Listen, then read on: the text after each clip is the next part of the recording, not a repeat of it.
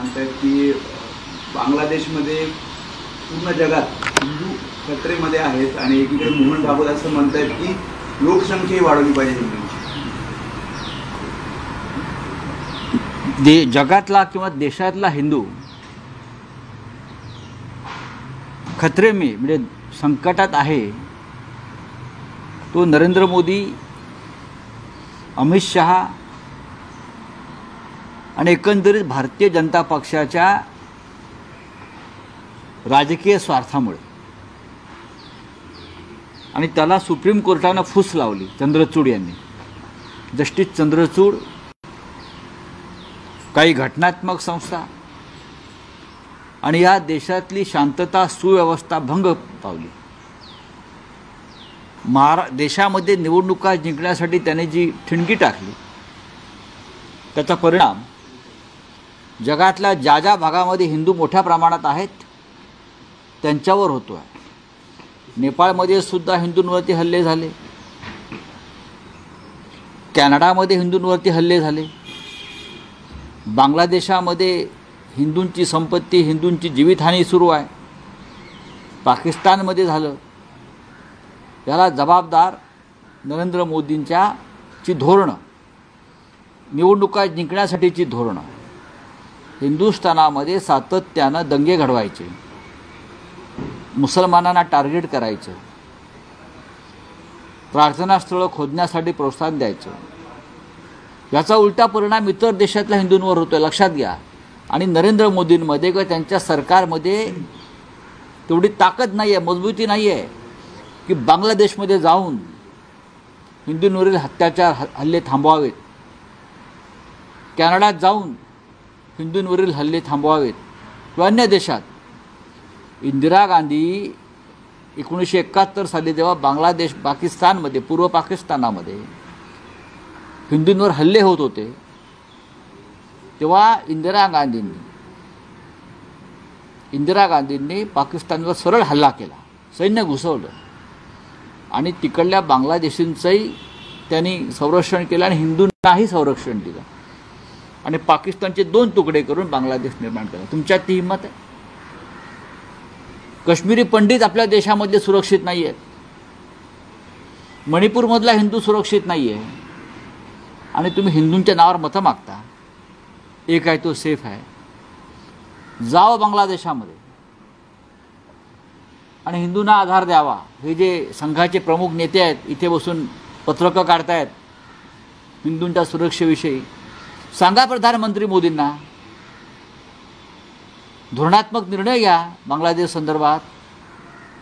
मी जे म्हणतोय ते योग्य आहे. या देशातला हिंदूंना जर सगळ्यात जास्त धोका कोणापासून असेल तर तो भारतीय जनता पक्षापासून आहे.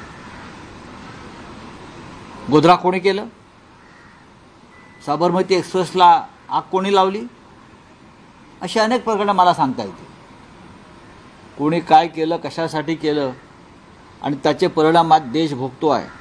या देशामधला धार्मिक एकता संपलेली आहे, या देशातलं संविधान संपलेलं आहे, या देशातली लोकशाही संपली आहे आणि आज या देशामध्ये बटंगे तो कटेंगे, एक आहे तो सेफ आहे या घोषणांमुळे तरुणांची डोकी भडकवली गेली आणि संपूर्ण देशामध्ये दंगलीचा माहोल निर्माण करण्यात आलेला आहे. बांगलादेशमधली स्थिती अत्यंत चिंताजनक आहे. वर्षानुवर्ष तिकडे हिंदू राहतात, लाखोच्या संख्येनं राहतात हिंदू बांगलादेशमध्ये आणि तुम्ही तिथे त्यांना असुरक्षित करण्यामागे नरेंद्र मोदींचं परराष्ट्र धोरण कारणीभूत आहे. राऊतसाहेब, महाराष्ट्रात मुख्यमंत्री पदाच्या शपथविधीचा एकूण कार्यक्रम होतो आहे. 5 तारखेला शपथविधी होते, त्यासाठी तयारी सुरू झाली आहे.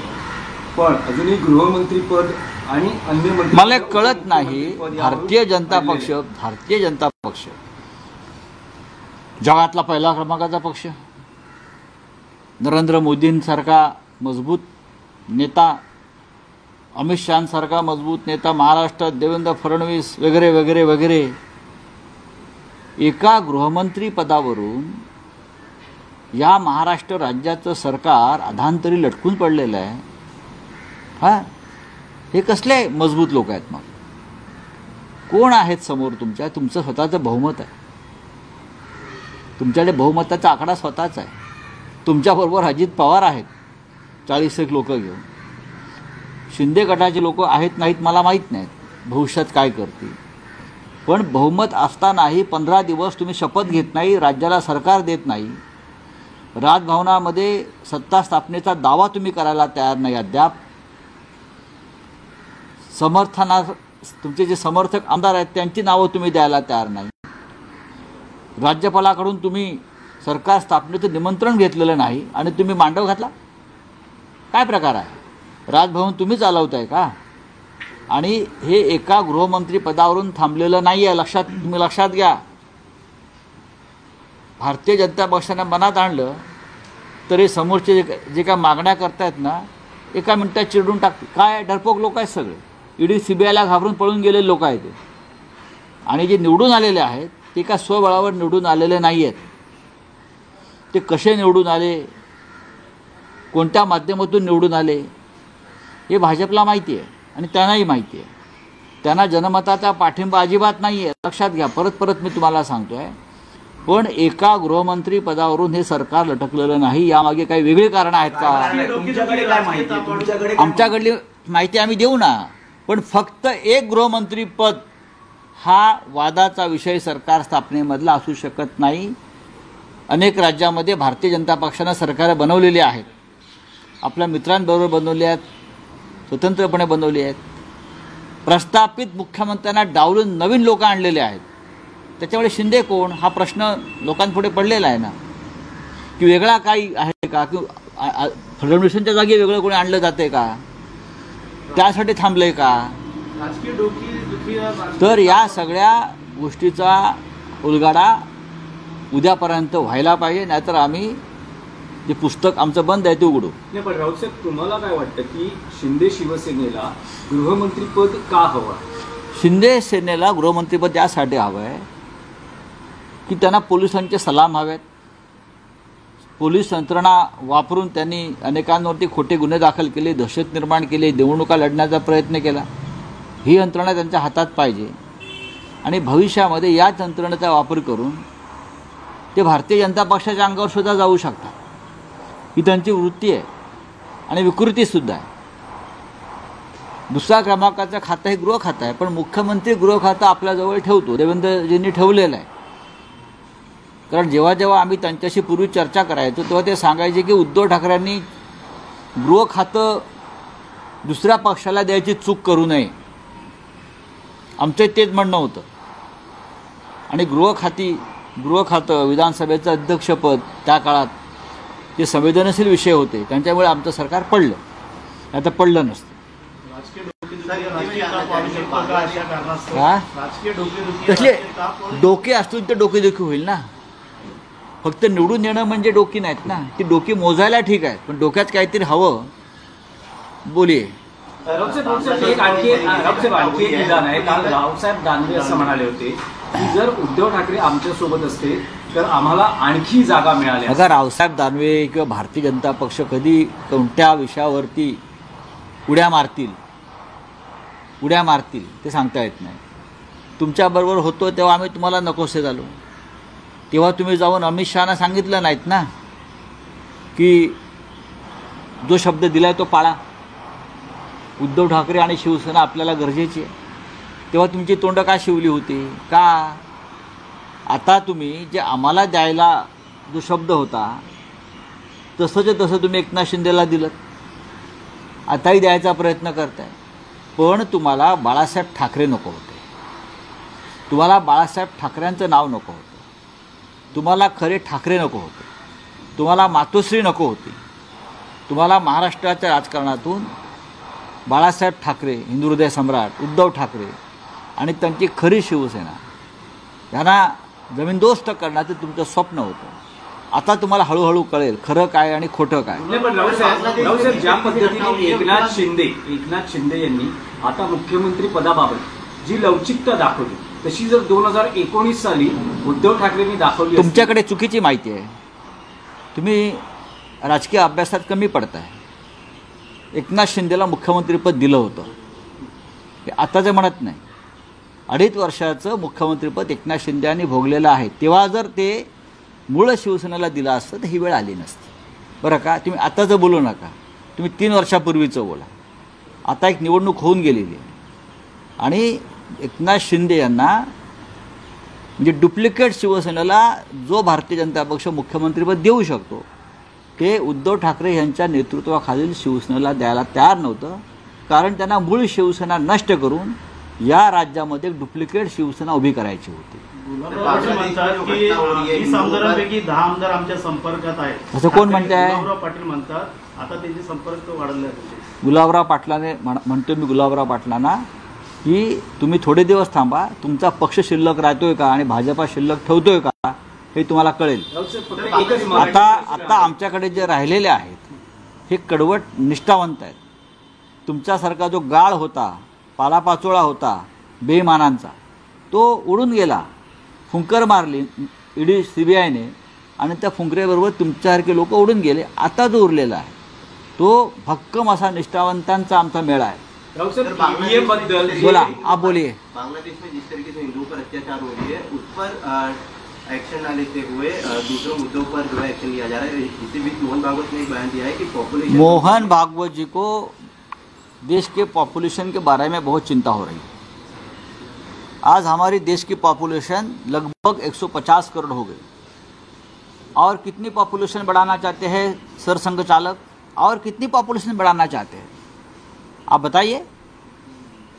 सबसे पहले ये जो सलाह है आपके बीजेपी के लोगों को दीजिए. एक जगह पर आपकी सरकार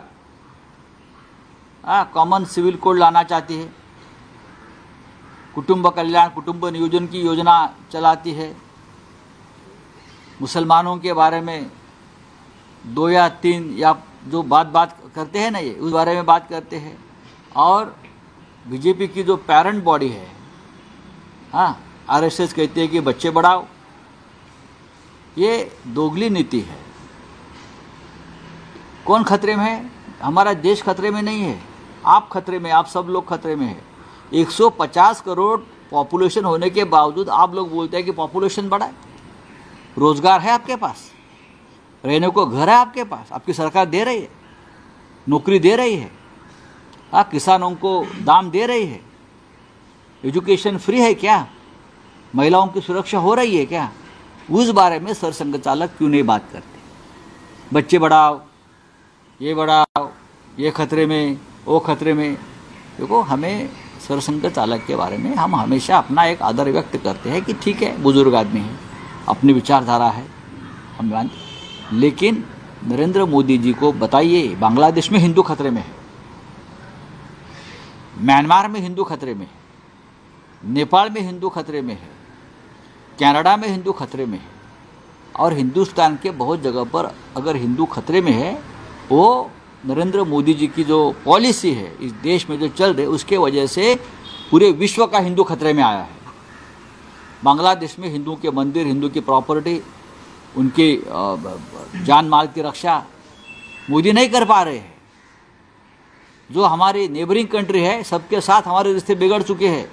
सरसंघ चालक जी, ज़रा मोदी जी को बुलाइए नागपुर में और उनकी पाठशाला लीजिए, इतना ही मैं कहूँगा. यूपी के किसानों का फिर एक बार दिल्ली में आंदोलन है. यूपी के किसान मांग कर रहे थे, 5 मांग थी उनकी, जिसमें सबसे प्रायोरिटी पे मांग ये थी कि बाकी राज्यों के जैसे उनको जो मुआवजा है वो 4 गुना बढ़ाकर देना चाहिए. इस मांग को लेकर आज यूपी के किसान दोबारा से आंदोलन कर रहे हैं. कहीं ना कहीं उनकी जो आवाज़ है दोबारा से दबाने की कोशिश. हम जरूर उनके समर्थन में जाएंगे, हम कोशिश करेंगे. जो किसान दिल्ली में आ रहा है, देश की राजधानी में आ रहा है, अगर मोदी जी की सरकार किसानों के ऊपर बंदूकें रोकेगी, गोलियां चलाएंगी, लाठियां चलाएंगी, तो देश का किसान, देश की जनता इस बार चुप नहीं बैठी. मैं इतना ही कहूँगा, महाराष्ट्र का किसान भी चुप नहीं बैठे और देश का किसान उनके साथ खड़ा रहेगा. सर न्यायाधीश के ऊपर दुष्यंत दवे करके जो सीनियर लॉयर है, उन्होंने दोबारा से बयान दिया है कि जो चंद्रचूड़ है, दुष्यंत दवे जी ने जो बात कही है वो पूरी देश की बात कही. दुष्यंत जी ने कहा है कि चीफ जस्टिस ऑफ इंडिया जो थे मिस्टर चंद्रचूड़, वो बीजेपी के आदमी थे. बीजेपी के आदमी की तरह उसने चेयर पर बैठकर काम किया है, ये दुष्यंत दवे जी का कहना है।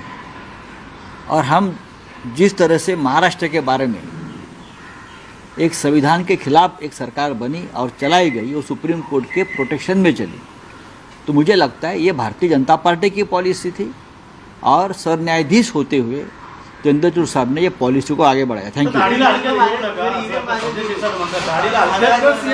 हलक्यात घेऊ नका। नागरिक तुम्ही दिलाय त्यात असं सांगतायत की बांगलादेशमध्ये पूर्ण जगात तुमची दाढी एवढी हलकी आहे का?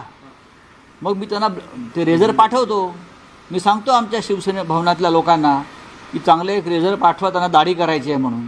आता मुख्यमंत्री जेव्हा ते राहणार नाहीत तेव्हा त्यांच्यावरती वेळ येऊ शकते, त्यांच्या लोकांवरती। नुसता दाढ्या ठेवून काय करणार? दिघे साहेबांना दाढी शोभली, त्यांची दाढी हलकी नव्हती, तुम्ही दिघे साहेबांच्या विचारांची दाढीसुद्धा हलकी केलेली आहे। दाढी काय घेऊन बसला? हां, दाढी फक्त छत्रपती शिवाजी महाराजांनाच शोभली, बाकीच्या दाढ्या औरंगजेबाला होत्या। तुमची दाढी औरंगजेबाची आणि अफजल खानाची दाढी आहे, जे महाराष्ट्रावर चाल करून आली। खत्रेमध्ये आहेत आणि एकीकडे मोहन भागवत असं म्हणतात की लोकसंख्या वाढवली पाहिजे हिंदूंची।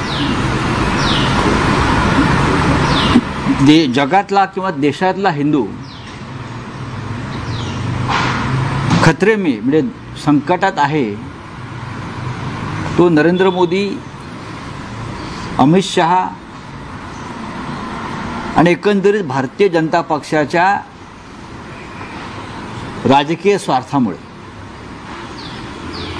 आणि त्याला सुप्रीम कोर्टानं फूस लावली चंद्रचूड यांनी। जस्टिस चंद्रचूड, काही घटनात्मक संस्था आणि या देशातली शांतता सुव्यवस्था भंग पावली। देशामध्ये निवडणुका जिंकण्यासाठी त्याने जी ठिणगी टाकली, त्याचा परिणाम जगातल्या ज्या ज्या भागामध्ये हिंदू मोठ्या प्रमाणात आहेत त्यांच्यावर होतो आहे। नेपाळमध्ये सुद्धा हिंदूंवरती हल्ले झाले,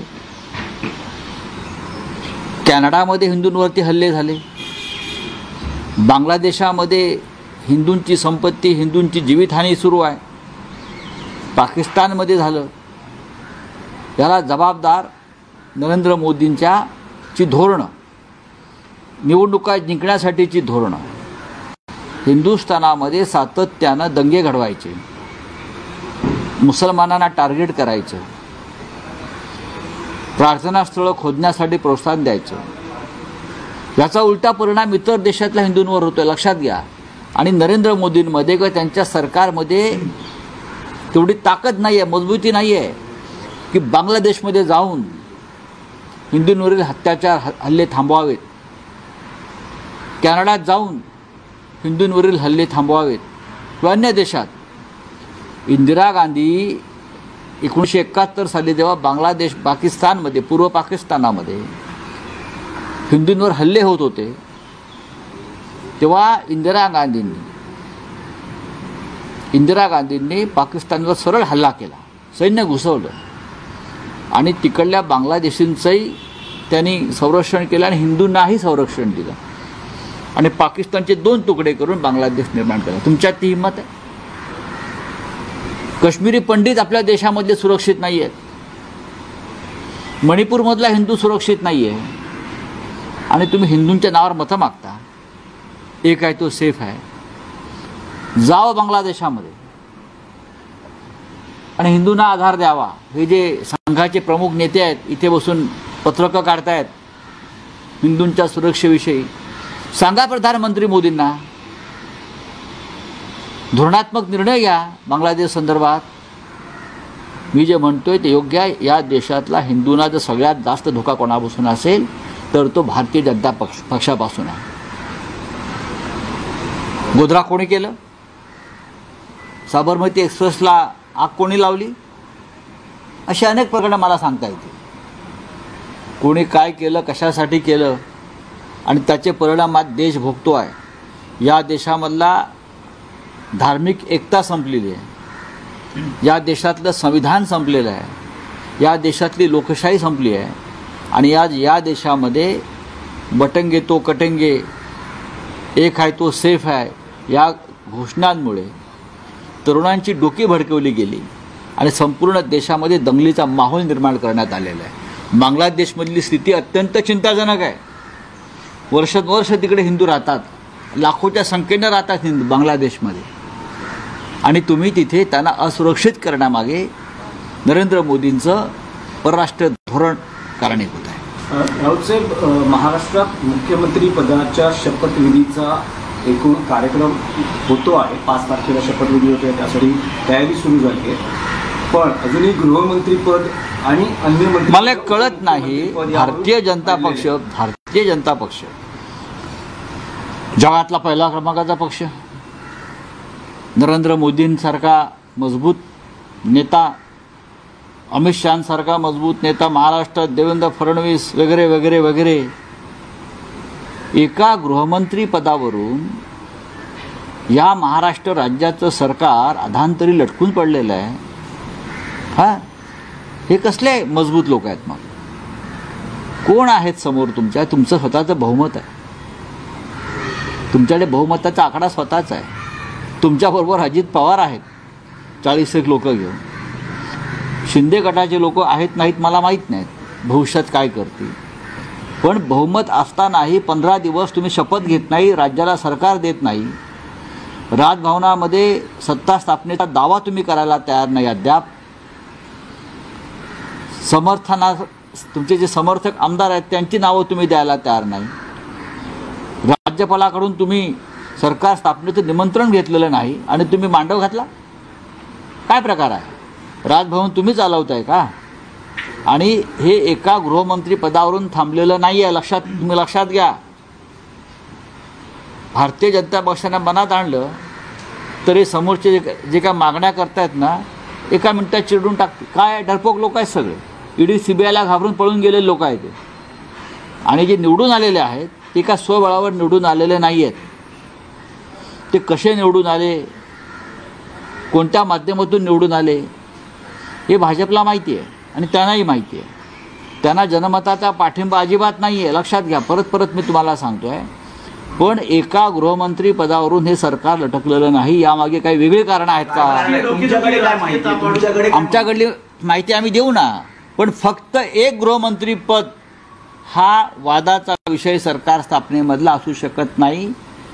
अनेक राज्यामध्ये भारतीय जनता पक्षानं सरकार बनवलेली आहेत, आपल्या मित्रांबरोबर बनवली आहेत, स्वतंत्रपणे बनवली आहेत. प्रस्थापित मुख्यमंत्र्यांना डावलून नवीन लोक आणलेले आहेत. त्याच्यामुळे शिंदे कोण हा प्रश्न लोकांपुढे पडलेला आहे ना, की वेगळा काही आहे का, की फडणवीसांच्या जागी वेगळं कोणी आणलं जाते का, त्यासाठी थांबलंय का? राजकीय डोकी तर या सगळ्या गोष्टीचा उलगडा उद्यापर्यंत व्हायला पाहिजे, नाहीतर आम्ही जे पुस्तक आमचं बंद आहे ते उघडू. नाही, पण राऊतसाहेब तुम्हाला काय वाटतं की शिंदे शिवसेनेला गृहमंत्रीपद का हवं? शिंदे सेनेला गृहमंत्रीपद यासाठी हवं आहे की त्यांना पोलिसांचे सलाम हवेत. पोलीस यंत्रणा वापरून त्यांनी अनेकांवरती खोटे गुन्हे दाखल केले, दहशत निर्माण केली, निवडणुका लढण्याचा प्रयत्न केला. ही यंत्रणा त्यांच्या हातात पाहिजे आणि भविष्यामध्ये याच यंत्रणेचा वापर करून ते भारतीय जनता पक्षाच्या अंगावर सुद्धा जाऊ शकतात. ही त्यांची वृत्ती आहे आणि विकृतीसुद्धा आहे. दुसऱ्या क्रमांकाचं खातं हे गृह खातं आहे, पण मुख्यमंत्री गृह खातं आपल्याजवळ ठेवतो, देवेंद्रजींनी ठेवलेलं आहे. कारण जेव्हा जेव्हा आम्ही त्यांच्याशी पूर्वी चर्चा करायचो तेव्हा ते सांगायचे की उद्धव ठाकरेंनी गृह खातं दुसऱ्या पक्षाला द्यायची चूक करू नये, आमचं तेच म्हणणं होतं. आणि गृह खातं विधानसभेचं अध्यक्षपद त्या काळात जे संवेदनशील विषय होते त्यांच्यामुळे आमचं सरकार पडलं, नाही तर पडलं नसतं. कसले डोके असतील तर डोकेदुखी होईल ना. फक्त निवडून येणं म्हणजे डोकी नाहीत ना, ती डोकी मोजायला ठीक आहे, पण डोक्यात काहीतरी हवं. बोलिये. आणखी एक विधान आहे. काल रावसाहेब दानवे असं म्हणाले होते की जर उद्धव ठाकरे आमच्यासोबत असते तर आम्हाला आणखी जागा मिळाल्या. बघा, रावसाहेब दानवे किंवा भारतीय जनता पक्ष कधी कोणत्या विषयावरती उड्या मारतील ते सांगता येत नाही. तुमच्याबरोबर होतो तेव्हा आम्ही तुम्हाला नकोसे झालो, तेव्हा तुम्ही जाऊन अमित शहाना सांगितलं नाहीत ना की जो शब्द दिलाय तो पाळा, उद्धव ठाकरे आणि शिवसेना आपल्याला गरजेची आहे. तेव्हा तुमची तोंड का शिवली होती का? आता तुम्ही जे आम्हाला द्यायला जो शब्द होता तसंच तसं तुम्ही एकनाथ शिंदेला दिलं, आताही द्यायचा प्रयत्न करताय. पण तुम्हाला बाळासाहेब ठाकरे नको होते, तुम्हाला बाळासाहेब ठाकरेंचं नाव नको होतं, तुम्हाला खरे ठाकरे नको होते, तुम्हाला मातोश्री नको होती. तुम्हाला महाराष्ट्राच्या राजकारणातून बाळासाहेब ठाकरे, हिंदू हृदय सम्राट उद्धव ठाकरे आणि त्यांची खरी शिवसेना यांना जमीनदोस्त करण्याचं तुमचं स्वप्न होतं. आता तुम्हाला हळूहळू कळेल खरं काय आणि खोटं काय. पण रावसाहेब, ज्या पद्धतीने एकनाथ शिंदे यांनी आता मुख्यमंत्री पदाबाबत जी लवचिकता दाखवली तशी जर 2019 साली उद्धव ठाकरेंनी दाखवली, तुमच्याकडे चुकीची माहिती आहे. तुम्ही राजकीय अभ्यासात कमी पडताय. एकनाथ शिंदेला मुख्यमंत्रीपद दिलं होतं, ते आताचं म्हणत नाही. 2.5 वर्षाचं मुख्यमंत्रीपद एकनाथ शिंदे यांनी भोगलेलं आहे. तेव्हा जर ते मूळ शिवसेनेला दिलं असतं तर ही वेळ आली नसती. बरं का? तुम्ही आताचं बोलू नका, तुम्ही 3 वर्षापूर्वीचं बोला.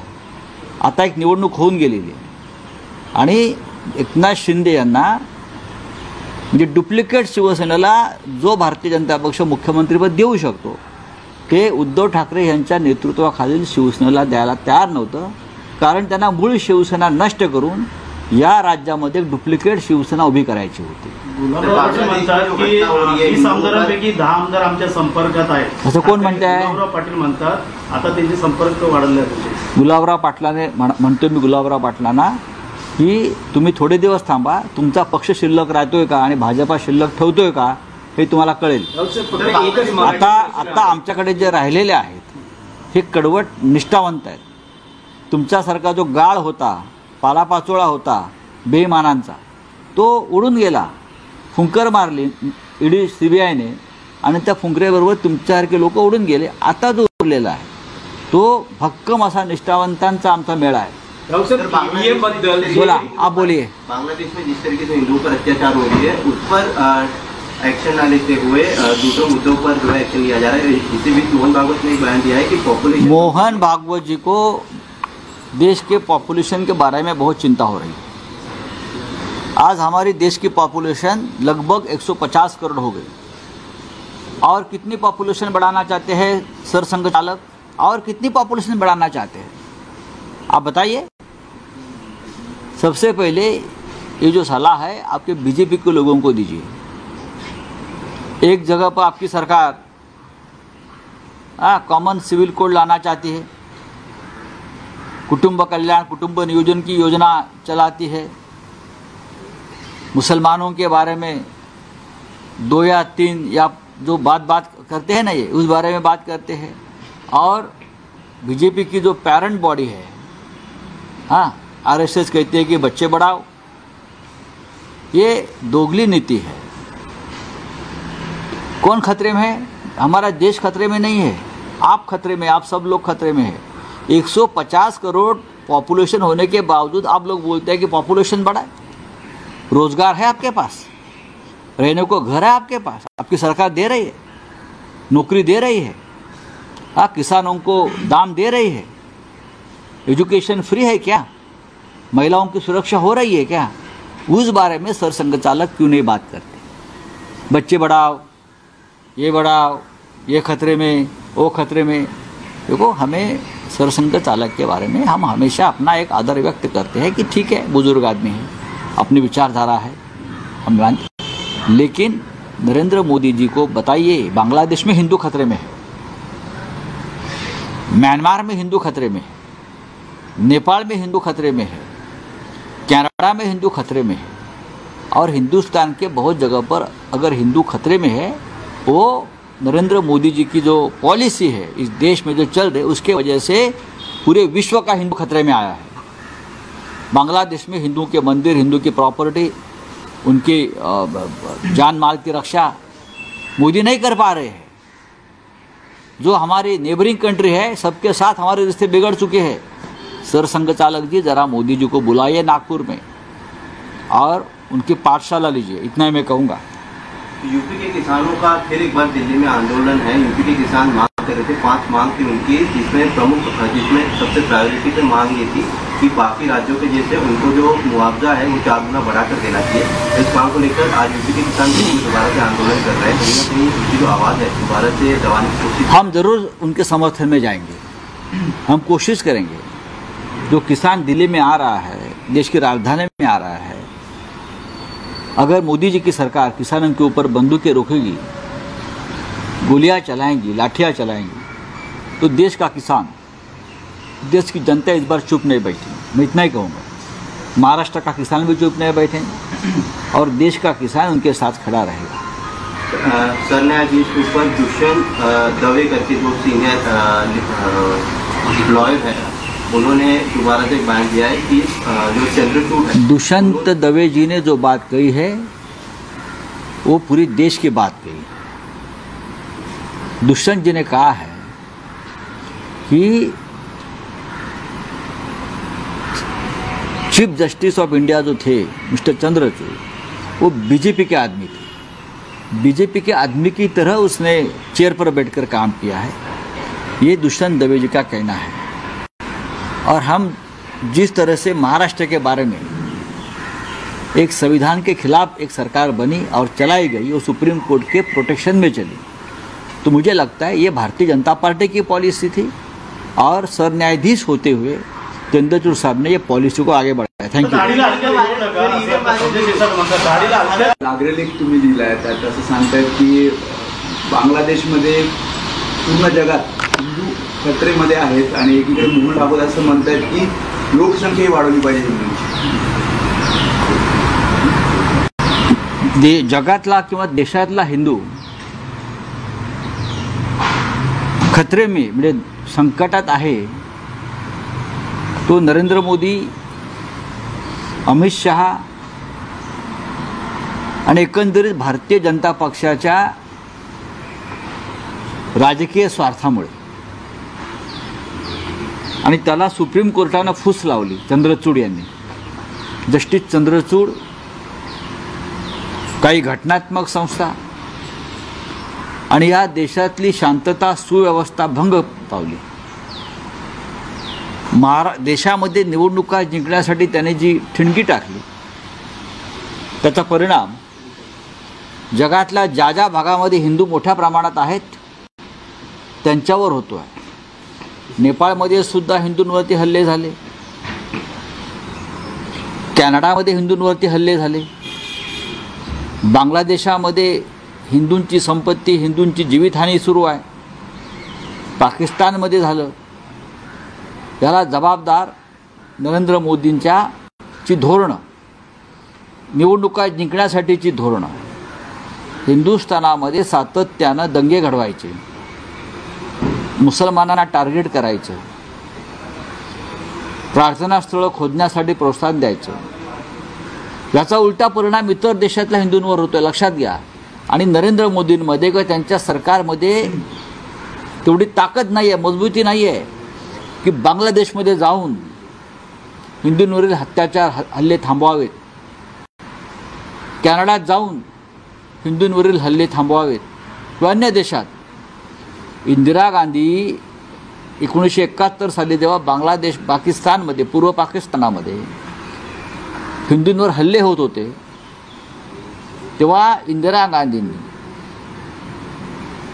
गांधींनी पाकिस्तानवर सरळ हल्ला केला, सैन्य घुसवलं आणि तिकडल्या बांगलादेशींचंही त्यांनी संरक्षण केलं आणि हिंदूंनाही संरक्षण दिलं आणि पाकिस्तानचे 2 तुकडे करून बांगलादेश निर्माण केला। तुमच्यात ती हिंमत आहे? काश्मीरी पंडित आपल्या देशामध्ये सुरक्षित नाही आहेत, मणिपूरमधला हिंदू सुरक्षित नाही आहे आणि तुम्ही हिंदूंच्या नावावर मतं मागता। एक आहे तो सेफ आहे, जाओ बांगलादेशामध्ये आणि हिंदूंना आधार द्यावा। हे जे संघाचे प्रमुख नेते आहेत इथे बसून पत्रकं काढतायत हिंदूंच्या सुरक्षेविषयी, सांगा प्रधानमंत्री मोदींना, धोरणात्मक निर्णय घ्या बांगलादेश संदर्भात। मी जे म्हणतोय ते योग्य आहे। या देशातला हिंदूंना जर सगळ्यात जास्त धोका कोणापासून असेल तर तो भारतीय जनता पक्षापासून आहे। गोधरा कोणी केलं? साबरमती एक्सप्रेसला आग कोणी लावली? अशा अनेक प्रकरणं मला सांगता येते. कोणी काय केलं, कशासाठी केलं आणि त्याचे परिणाम आज देश भोगतो आहे. या देशामधला धार्मिक एकता संपलेली आहे. या देशातलं संविधान संपलेलं आहे. या देशातली लोकशाही संपली आहे. आणि आज या देशामध्ये बटंगे तो कटेंगे, एक आहे तो सेफ आहे या घोषणांमुळे तरुणांची डोकी भडकवली गेली आणि संपूर्ण देशामध्ये दंगलीचा माहोल निर्माण करण्यात आलेला आहे. बांगलादेशमधली स्थिती अत्यंत चिंताजनक आहे. वर्षानुवर्ष तिकडे हिंदू राहतात, लाखोच्या संख्येनं राहतात हिंदू बांगलादेशमध्ये, आणि तुम्ही तिथे त्यांना असुरक्षित करण्यामागे नरेंद्र मोदींचं परराष्ट्र धोरण कारणीभूत आहे. राऊतसाहेब, महाराष्ट्रात मुख्यमंत्री पदाच्या शपथविधीचा एकूण कार्यक्रम होतो आहे. 5 तारखेला शपथविधी होते, त्यासाठी तयारी सुरू झाली आहे. पण अजूनही गृहमंत्रीपद आणि अन्य मंत्री मला कळत नाही. भारतीय जनता पक्ष जगातला पहिला क्रमांकाचा पक्ष, नरेंद्र मोदींसारखा मजबूत नेता, अमित शहांसारखा मजबूत नेता महाराष्ट्रात, देवेंद्र फडणवीस वगैरे वगैरे वगैरे, एका गृहमंत्री पदावरून या महाराष्ट्र राज्याचं सरकार अधांतरी लटकून पडलेलं आहे. हां, हे कसले मजबूत लोक आहेत? मग कोण आहेत समोर तुमच्या? तुमचं स्वतःचं बहुमत आहे. तुमच्याकडे बहुमताचा आकडा स्वतःच आहे. तुमच्याबरोबर अजित पवार आहेत 40 लोक घेऊन. शिंदे गटाचे लोक आहेत नाहीत मला माहीत नाहीत, भविष्यात काय करतील. पण बहुमत असतानाही 15 दिवस तुम्ही शपथ घेत नाही, राज्याला सरकार देत नाही, राजभवनामध्ये सत्ता स्थापनेचा दावा तुम्ही करायला तयार नाही अद्याप. तुमचे जे समर्थक आमदार आहेत त्यांची नावं तुम्ही द्यायला तयार नाही. राज्यपालाकडून तुम्ही सरकार स्थापनेचं निमंत्रण घेतलेलं नाही आणि तुम्ही मांडव घातला. काय प्रकार आहे? राजभवन तुम्ही चालवताय का? आणि हे एका गृहमंत्री पदावरून थांबलेलं नाही आहे. तुम्ही लक्षात घ्या. भारतीय जनता पक्षाने मनात आणलं तर हे समोरचे जे काय मागण्या करतायत ना, एका मिनिटात चिरडून टाकते. काय डरपोक लोक आहेत सगळे. ईडी सीबीआयला घाबरून पळून गेलेले लोक आहेत ते. आणि जे निवडून आलेले आहेत ते का स्वबळावर निवडून आलेले नाही आहेत. ते कसे निवडून आले, कोणत्या माध्यमातून निवडून आले हे भाजपला माहिती आहे आणि त्यांनाही माहिती आहे. त्यांना जनमताचा पाठिंबा अजिबात नाही आहे, लक्षात घ्या. परत मी तुम्हाला सांगतो आहे. पण एका गृहमंत्री पदावरून हे सरकार लटकलेलं नाही. यामागे काही वेगळी कारणं आहेत का? तुमच्याकडे काय माहिती? आमच्याकडली माहिती आम्ही देऊ ना. पण फक्त एक गृहमंत्री पद हा वादाचा विषय सरकार स्थापनेमधला असू शकत नाही. अनेक राज्यामध्ये भारतीय जनता पक्षानं सरकारं बनवलेली आहेत. आपल्या मित्रांबरोबर बनवली आहेत, स्वतंत्रपणे बनवली आहेत. प्रस्थापित मुख्यमंत्र्यांना डावलून नवीन लोक आणलेले आहेत. त्याच्यामुळे शिंदे कोण हा प्रश्न लोकांपुढे पडलेला आहे ना, की वेगळा काही आहे का, की फडणवीसांच्या जागी वेगळं कोणी आणलं जाते का, त्यासाठी थांबले का? तर या सगळ्या गोष्टीचा उलगडा उद्यापर्यंत व्हायला पाहिजे, नाहीतर आम्ही जे पुस्तक आमचं बंद आहे ते उघडू. नाही, पण राऊतसाहेब तुम्हाला काय वाटतं की शिंदे शिवसेनेला गृहमंत्रीपद का हवं? शिंदे सेनेला गृहमंत्रीपद यासाठी हवं आहे की त्यांना पोलिसांचे सलाम हवेत. पोलीस यंत्रणा वापरून त्यांनी अनेकांवरती खोटे गुन्हे दाखल केले, दहशत निर्माण केली, निवडणुका लढण्याचा प्रयत्न केला. ही यंत्रणा त्यांच्या हातात पाहिजे आणि भविष्यामध्ये याच यंत्रणेचा वापर करून ते भारतीय जनता पक्षाच्या अंगावर सुद्धा जाऊ शकतात. ही त्यांची वृत्ती आहे आणि विकृतीसुद्धा आहे. दुसऱ्या क्रमांकाचं खातं हे गृह खातं आहे, पण मुख्यमंत्री गृह खातं आपल्याजवळ ठेवतो, देवेंद्रजींनी ठेवलेलं आहे. कारण जेव्हा जेव्हा आम्ही त्यांच्याशी पूर्वी चर्चा करायचो तेव्हा ते सांगायचे की उद्धव ठाकरेंनी गृह खातं दुसऱ्या पक्षाला द्यायची चूक करू नये, आमचं तेच म्हणणं होतं. आणि गृह खातं विधानसभेचं अध्यक्षपद त्या काळात ते संवेदनशील विषय होते, त्यांच्यामुळे आमचं सरकार पडलं, नाही तर पडलं नसतं. कसले डोके असतील तर डोकेदुखी होईल ना. फक्त निवडून येणं म्हणजे डोकी नाहीत ना, ती डोकी मोजायला ठीक आहे, पण डोक्यात काहीतरी हवं. बोलिये. रावसाहेब एक आणखी एक विधान आहे. काल रावसाहेब दानवे असं म्हणाले होते की जर उद्धव ठाकरे आमच्यासोबत असते तर आम्हाला आणखी जागा मिळाल्या. बघा, रावसाहेब दानवे किंवा भारतीय जनता पक्ष कधी कोणत्या विषयावरती उड्या मारतील ते सांगता येत नाही.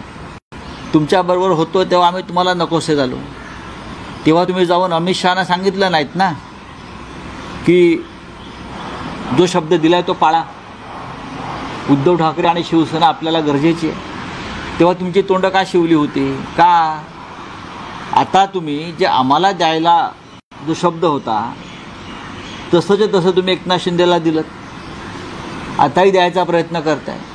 पण तुम्हाला बाळासाहेब ठाकरे नको होते, तुम्हाला बाळासाहेब ठाकरेंचं नाव नको होतं, तुम्हाला खरे ठाकरे नको होते, तुम्हाला मातोश्री नको होती.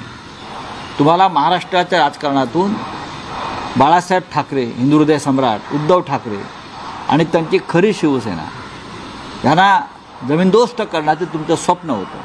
आता तुम्हाला हळूहळू कळेल खरं काय आणि खोटं काय. पण रावसाहेब ज्या पद्धतीने एकनाथ शिंदे यांनी आता मुख्यमंत्री पदाबाबत जी लवचिकता दाखवली तशी जर 2019 साली उद्धव ठाकरेंनी दाखवली. तुमच्याकडे चुकीची माहिती आहे, तुम्ही राजकीय अभ्यासात कमी पडताय. एकनाथ शिंदेला मुख्यमंत्रीपद दिलं होतं, हे आताचं म्हणत नाही. 2.5 वर्षाचं मुख्यमंत्रीपद एकनाथ शिंदे यांनी भोगलेलं आहे. तेव्हा जर ते मूळ शिवसेनेला दिलं असतं तर ही वेळ आली नसती. बरं का, तुम्ही आताचं बोलू नका, तुम्ही 3 वर्षापूर्वीचं बोला.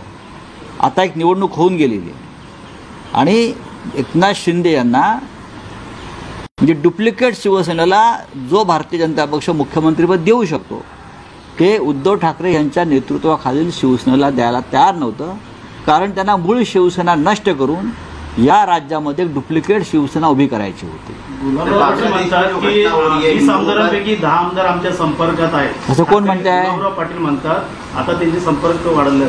गुलाबराव पाटलाने म्हणतो मी गुलाबराव पाटलांना की तुम्ही थोडे दिवस थांबा, तुमचा पक्ष शिल्लक राहतोय का आणि भाजपा शिल्लक ठेवतोय का हे तुम्हाला कळेल. आता आमच्याकडे जे राहिलेले आहेत हे कडवट निष्ठावंत आहेत. तुमच्यासारखा जो गाळ होता, पालापाचोळा होता बेईमानांचा, तो उडून गेला. फुंकर मारली ईडी CBIने आणि त्या फुंकरेबरोबर तुमच्यासारखे लोक उडून गेले. आता जो उरलेला आहे तो भक्कम असा निष्ठावंतांचा आमचा मेळा आहे. बोला, आप बोलिए. बांग्लादेश में जिस तरीके से हिंदुओं पर अत्याचार हो रही है उस पर एक्शन न लेते हुए दूसरे मुद्दों पर जो है एक्शन लिया जा रहा है. इसी बीच मोहन भागवत ने एक बयान दिया है कि पॉपुलेशन, मोहन भागवत जी को देश के पॉपुलेशन के बारे में बहुत चिंता हो रही है. आज हमारी देश की पॉपुलेशन लगभग 150 करोड़ हो गई. और कितनी पॉपुलेशन बढ़ाना चाहते हैं सरसंघ चालक, और कितनी पॉपुलेशन बढ़ाना चाहते हैं आप बताइए. सबसे पहले ये जो सलाह है आपके बीजेपी के लोगों को दीजिए. एक जगह पर आपकी सरकार कॉमन सिविल कोड लाना चाहती है, कुटुंब कल्याण कुटुंब नियोजन की योजना चलाती है, मुसलमानों के बारे में 2 या 3 या जो बात करते हैं ना ये उस बारे में बात करते हैं. और बीजेपी की जो पेरेंट बॉडी है, RSS कहती है कि बच्चे बढ़ाओ. ये दोगली नीति है. कौन खतरे में है? हमारा देश खतरे में नहीं है, आप खतरे में, आप सब लोग खतरे में है. 150 करोड़ पॉपुलेशन होने के बावजूद आप लोग बोलते हैं कि पॉपुलेशन बढ़ा है. रोजगार है आपके पास, रहने को घर है आपके पास, आपकी सरकार दे रही है, नौकरी दे रही है, किसानों को दाम दे रही है, एजुकेशन फ्री है क्या, महिलाओं की सुरक्षा हो रही है क्या, उस बारे में सरसंघ चालक क्यों नहीं बात करते? बच्चे बढ़ाओ, ये खतरे में, वो खतरे में. देखो, हमें सरसंघ चालक के बारे में हम हमेशा अपना एक आदर व्यक्त करते हैं कि ठीक है, बुजुर्ग आदमी है, अपनी विचारधारा है, हम मानते. लेकिन नरेंद्र मोदी जी को बताइए, बांग्लादेश में हिंदू खतरे में है, म्यांमार में हिंदू खतरे में है, नेपाल में हिंदू खतरे में है, कनाडा में हिंदू खतरे में है, और हिंदुस्तान के बहुत जगह पर अगर हिंदू खतरे में है वो नरेंद्र मोदी जी की जो पॉलिसी है इस देश में जो चल रही है उसके वजह से पूरे विश्व का हिंदू खतरे में आया है। बांग्लादेश में हिंदुओं के मंदिर, हिंदू की प्रॉपर्टी, उनकी जान माल की रक्षा मोदी नहीं कर पा रहे हैं। जो हमारी नेबरिंग कंट्री है सबके साथ हमारे रिश्ते बिगड़ चुके हैं। सरसंघ चालक जी जरा मोदी जी को बुलाइए नागपुर में और उनकी पाठशाला लीजिए, इतना ही मैं कहूँगा। यूपी के किसानों का फिर एक बार दिल्ली में आंदोलन है। यूपी के किसान मांग कर रहे थे, 5 मांग थी उनकी, जिसमें सबसे प्रायोरिटी पे मांग ये थी कि बाकी राज्यों के जैसे उनको जो मुआवजा है वो 4 गुना बढ़ाकर देना चाहिए। इस मांग को लेकर आज यूपी के किसान दिल्ली में दोबारा से आंदोलन कर रहे हैं। कहीं ना कहीं उनकी जो आवाज़ है दोबारा से दबाने की कोशिश। हम जरूर उनके समर्थन में जाएंगे, हम कोशिश करेंगे। जो किसान दिल्ली में आ रहा है, देश की राजधानी में आ रहा है, अगर मोदी जी की सरकार किसानों के ऊपर बंदूकें रोकेगी, गोलियां चलाएंगी, लाठियां चलाएंगी, तो देश का किसान, देश की जनता इस बार चुप नहीं बैठी। मैं इतना ही कहूँगा, महाराष्ट्र का किसान भी चुप नहीं बैठे और देश का किसान उनके साथ खड़ा रहेगा। सर न्यायाधीश के ऊपर दुष्यंत दवे करके जो सीनियर लॉयर है उन्होंने दोबारा से बयान दिया है कि जो चंद्रचूड़ है, दुष्यंत दवे जी ने जो बात कही है वो पूरी देश की बात कही। दुष्यंत जी ने कहा है कि चीफ जस्टिस ऑफ इंडिया जो थे मिस्टर चंद्रचूड़, वो बीजेपी के आदमी थे। बीजेपी के आदमी की तरह उसने चेयर पर बैठकर काम किया है, ये दुष्यंत दवे जी का कहना है। और हम जिस तरह से महाराष्ट्र के बारे में एक संविधान के खिलाफ एक सरकार बनी और चलाई गई, वो सुप्रीम कोर्ट के प्रोटेक्शन में चली, तो मुझे लगता है ये भारतीय जनता पार्टी की पॉलिसी थी और सर न्यायाधीश होते हुए चंद्रचूड़ साहब ने ये पॉलिसी को आगे बढ़ाया। थँक्यू। अग्रलेख तुम्ही दिलाय त्यात असं सांगतायत की बांगलादेशमध्ये पूर्ण जगात हिंदू खतरेमध्ये आहेत आणि एकीकडे मोहन भागवत असं म्हणतायत की लोकसंख्या वाढवली पाहिजे हिंदूंची। जगातला किंवा देशातला हिंदू खतरे में म्हणजे संकटात आहे, तो नरेंद्र मोदी, अमित शहा आणि एकंदरीत भारतीय जनता पक्षाच्या राजकीय स्वार्थामुळे, आणि त्याला सुप्रीम कोर्टानं फूस लावली चंद्रचूड यांनी। जस्टिस चंद्रचूड, काही घटनात्मक संस्था आणि या देशातली शांतता सुव्यवस्था भंग पावली। देशामध्ये निवडणुका जिंकण्यासाठी त्याने जी ठिणगी टाकली त्याचा परिणाम जगातल्या ज्या ज्या भागामध्ये हिंदू मोठ्या प्रमाणात आहेत त्यांच्यावर होतो आहे। नेपाळमध्ये सुद्धा हिंदूंवरती हल्ले झाले, कॅनडामध्ये हिंदूंवरती हल्ले झाले, बांगलादेशामध्ये हिंदूंची संपत्ती, हिंदूंची जीवितहानी सुरू आहे, पाकिस्तानमध्ये झालं। याला जबाबदार नरेंद्र मोदींची धोरणं, निवडणुका जिंकण्यासाठीची धोरणं। हिंदुस्थानामध्ये सातत्यानं दंगे घडवायचे, मुसलमानांना टार्गेट करायचं, प्रार्थनास्थळं खोदण्यासाठी प्रोत्साहन द्यायचं। याचा उलटा परिणाम इतर देशातल्या हिंदूंवर होतो, लक्षात घ्या। आणि नरेंद्र मोदींमध्ये किंवा त्यांच्या सरकारमध्ये तेवढी ताकद नाही आहे, मजबूती नाही आहे की बांगलादेशमध्ये जाऊन हिंदूंवरील अत्याचार हल्ले थांबवावेत, कॅनडात जाऊन हिंदूंवरील हल्ले थांबवावेत किंवा अन्य देशात। इंदिरा गांधी 1971 साली जेव्हा बांगलादेश, पाकिस्तानमध्ये, पूर्व पाकिस्तानामध्ये हिंदूंवर हल्ले होत होते तेव्हा इंदिरा गांधींनी पाकिस्तानवर सरळ हल्ला केला, सैन्य घुसवलं आणि तिकडल्या बांगलादेशींचंही त्यांनी संरक्षण केलं आणि हिंदूंनाही संरक्षण दिलं आणि पाकिस्तानचे 2 तुकडे करून बांगलादेश निर्माण केला। तुमच्यात ती हिंमत आहे? काश्मीरी पंडित आपल्या देशामध्ये सुरक्षित नाही आहेत, मणिपूरमधला हिंदू सुरक्षित नाही आहे आणि तुम्ही हिंदूंच्या नावावर मतं मागता। एक आहे तो सेफ आहे, जावं बांगलादेशामध्ये आणि हिंदूंना आधार द्यावा. हे जे संघाचे प्रमुख नेते आहेत इथे बसून पत्रकं काढतायत हिंदूंच्या सुरक्षेविषयी, सांगा प्रधानमंत्री मोदींना धोरणात्मक निर्णय घ्या बांगलादेश संदर्भात.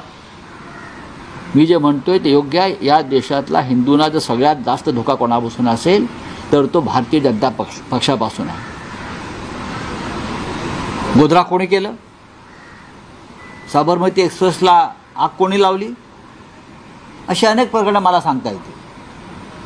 कोणी काय केलं, कशासाठी केलं आणि त्याचे परिणाम आज देश भोगतो आहे. या देशामधला धार्मिक एकता संपलेली आहे, या देशातलं संविधान संपलेलं आहे, या देशातली लोकशाही संपली आहे आणि आज या देशामध्ये बटंगे तो कटेंगे, एक आहे तो सेफ आहे या घोषणांमुळे तरुणांची डोकी भडकवली गेली आणि संपूर्ण देशामध्ये दंगलीचा माहोल निर्माण करण्यात आलेला आहे. बांगलादेशमधली स्थिती अत्यंत चिंताजनक आहे.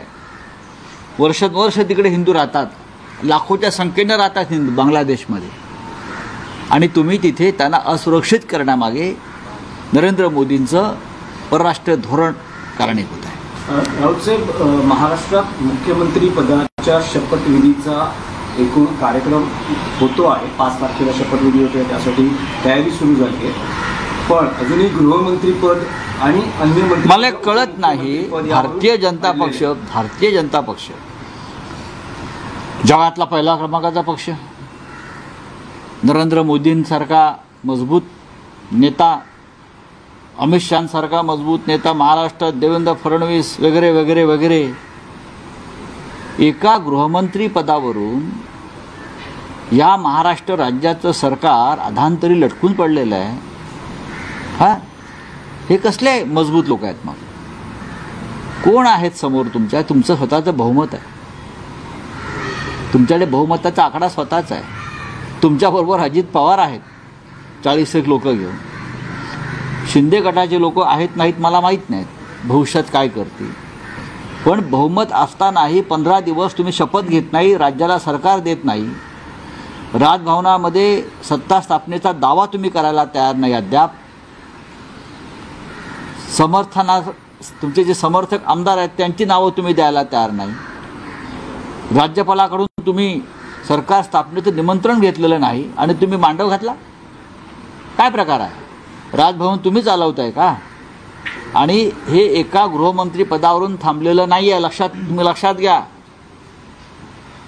भारतीय जनता पक्षाने मनात आणलं तर हे समोरचे जे काय मागण्या करतायत ना, एका मिनिटात चिरडून टाकते. काय डरपोक लोक आहेत सगळे, ईडी सीबीआयला घाबरून पळून गेलेले लोक आहेत. आणि जे निवडून आलेले आहेत ते का स्वबळावर निवडून आलेले नाही आहेत. ते कसे निवडून आले, कोणत्या माध्यमातून निवडून आले हे भाजपला माहिती आहे आणि त्यांनाही माहिती आहे.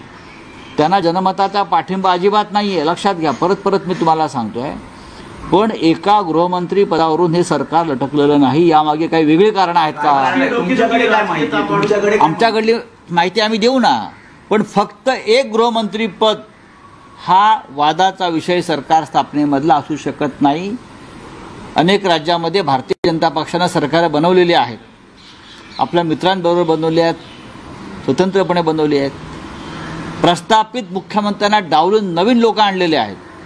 त्याच्यामुळे शिंदे कोण हा प्रश्न लोकांपुढे पडलेला आहे ना, की वेगळा काही आहे का, की फडणवीसांच्या जागी वेगळं कोणी आणलं जाते का, त्यासाठी थांबलंय का?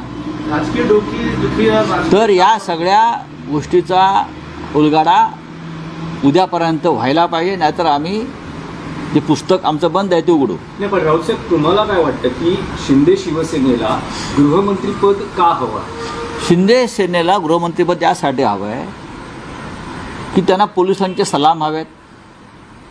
पोलीस यंत्रणा वापरून त्यांनी अनेकांवरती खोटे गुन्हे दाखल केले, दहशत निर्माण केली, निवडणुका लढण्याचा प्रयत्न केला. ही यंत्रणा त्यांच्या हातात पाहिजे आणि भविष्यामध्ये याच यंत्रणेचा वापर करून ते भारतीय जनता पक्षाच्या अंगावर सुद्धा जाऊ शकतात. ही त्यांची वृत्ती आहे आणि विकृतीसुद्धा आहे. दुसऱ्या क्रमांकाचं खातं हे गृह खातं आहे, पण मुख्यमंत्री गृह खातं आपल्याजवळ ठेवतो, देवेंद्रजींनी ठेवलेलं आहे. कारण जेव्हा जेव्हा आम्ही त्यांच्याशी पूर्वी चर्चा करायचो तेव्हा ते सांगायचे की उद्धव ठाकरेंनी गृह खातं दुसऱ्या पक्षाला द्यायची चूक करू नये, आमचं तेच म्हणणं होतं. आणि गृह खातं विधानसभेचं अध्यक्षपद त्या काळात जे संवेदनशील विषय होते त्यांच्यामुळे आमचं सरकार पडलं, नाही तर पडलं नसतं. राजकीय डोकेदुखी कसले डोके असतील तर डोकेदुखी होईल ना. फक्त निवडून येणं म्हणजे डोकी नाहीत ना, ती डोकी मोजायला ठीक आहे, पण डोक्यात काहीतरी हवं. बोलिये.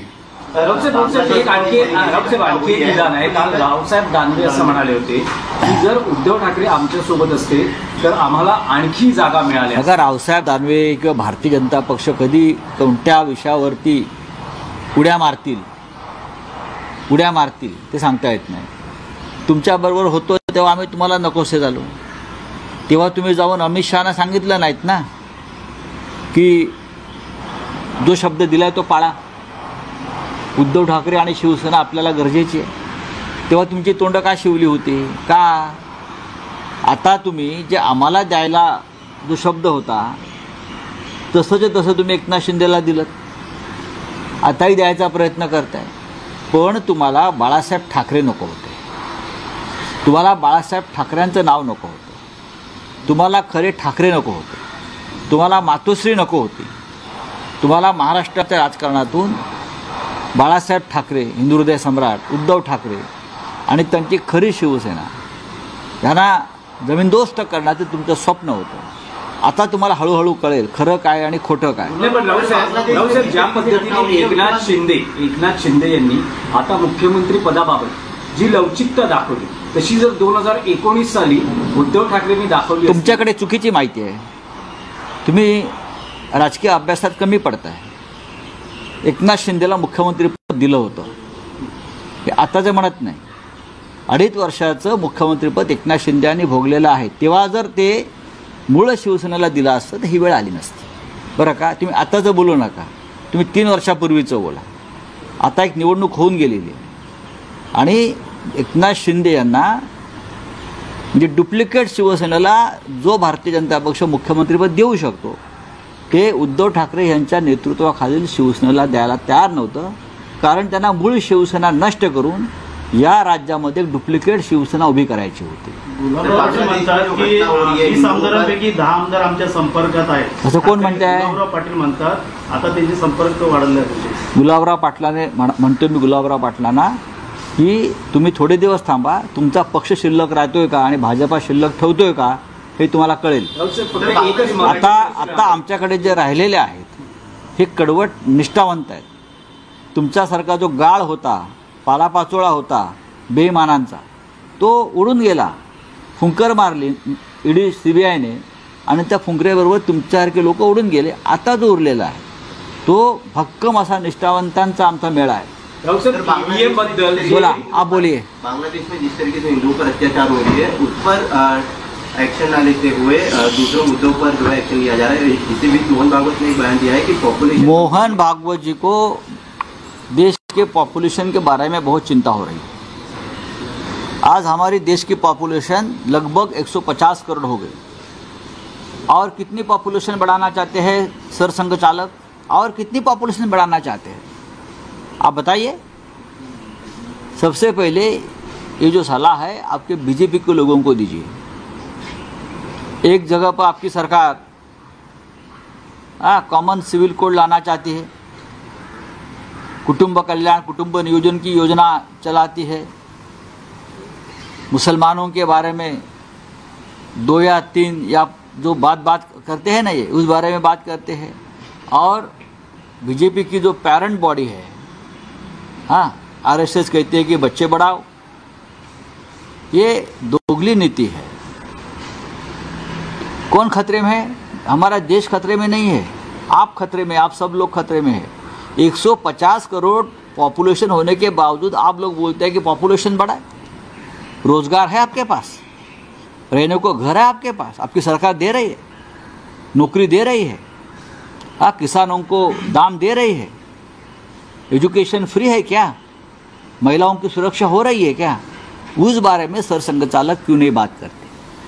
बच्चे बढ़ाओ, ये बढ़ाओ, ये खतरे में, वो खतरे में। देखो, हमें सरसंघ चालक के बारे में हम हमेशा अपना एक आदर व्यक्त करते हैं कि ठीक है, बुजुर्ग आदमी है, अपनी विचारधारा है, हम मानते। लेकिन नरेंद्र मोदी जी को बताइए, बांग्लादेश में हिंदू खतरे में है, म्यांमार में हिंदू खतरे में है, नेपाल में हिंदू खतरे में है, कनाडा में हिंदू खतरे में है, और हिंदुस्तान के बहुत जगह पर अगर हिंदू खतरे में है, वो नरेंद्र मोदी जी की जो पॉलिसी है इस देश में जो चल रही है उसके वजह से पूरे विश्व का हिंदू खतरे में आया है। बांग्लादेश में हिंदू के मंदिर, हिंदू की प्रॉपर्टी, उनकी जान माल की रक्षा मोदी नहीं कर पा रहे हैं। जो हमारी नेबरिंग कंट्री है, सबके साथ हमारे रिश्ते बिगड़ चुके हैं। सरसंघ चालक जी, जरा मोदी जी को बुलाइए नागपुर में और उनकी पाठशाला लीजिए, इतना ही मैं कहूँगा।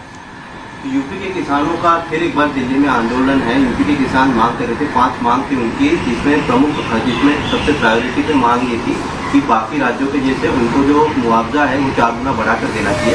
इस मांग को लेकर आज यूपी के किसान दोबारा से आंदोलन कर रहे हैं। कहीं ना कहीं उनकी जो आवाज़ है दोबारा से दबाने की कोशिश। हम जरूर उनके समर्थन में जाएंगे, हम कोशिश करेंगे।